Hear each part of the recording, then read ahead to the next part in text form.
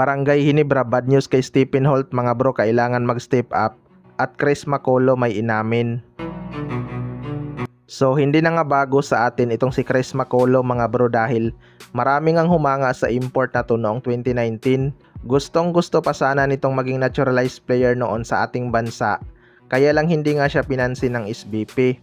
5 taon ang nakalipas mga bro simula noong nag-champion itong si Chris Macolo sa ating liga. Balik finals na nga ulit siya pero hindi na sa SMB kundi sa TNT. Maraming ang nasasayangan sa import na to dahil hindi na nga ulit siya kinuha ng SMB despite na maganda naman ang kanyang naipakita noon. Nagustuhan din naman ng mga fans ang kanyang ugali dahil wala nga itong kayabang-yabang sa kanyang sarili. Pero inamin nga daw ni Chris Macolo mga bro na na-miss niyang maglaro sa ating liga at nagpapasalamat ito sa TNT Tropang 5G na nagtiwala sa kanya. Well, para sa akin mga bro, delikado talagang kalaban ang TNT na mayroong Chris Macolo. Matatandaan na umiscore nga ito ng 42 points sa kanyang second game sa semifinals. Siguradong sasakit talaga ang ulo ni Coach Tim Con dito kay Chris Macolo. Halimaw lang si Bolbol sa scoring kaysa sa kanya, pero kung sipag at lakas ang usapan, kayang-kaya nga nitong punan ang iniwang butas ni Bolbol mga bro. Kaya panigurado mahihirapan talaga si Japit Aguilar at Roy Rosario na dipinsahan itong si Chris Macolo. Kaya tingnan na lang natin yan.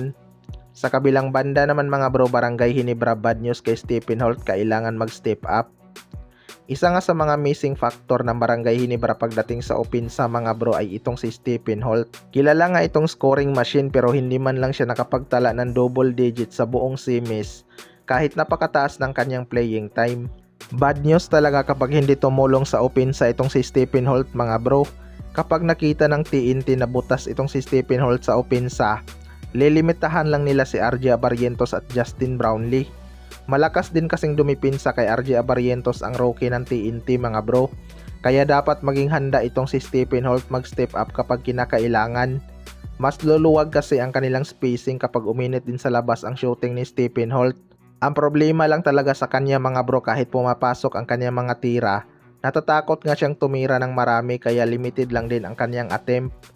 Pero mataas nga ang kanyang shooting percentage mga bro. Baka ni-reserve lang din ni Stephen Holt ang kanyang lakas para sa finals. Depensa din kasi ang isa sa mga pinapatrabaho ni Coach Tim Con sa kanya. Kaya sigurado na iilang din siyang tumira at baka mapagalitan siya ni Coach Tim Con.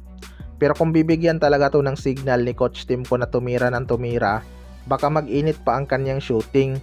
Mas malakas pa nga ang loob ni Jeremiah Gray tumira kahit tsambahan lang na pumasok. 'Di ba? Kaya abangan na lang natin kung mag-step up itong si Stephen Holt. Kayo mga bro, anong masasabi nyo tungkol dito?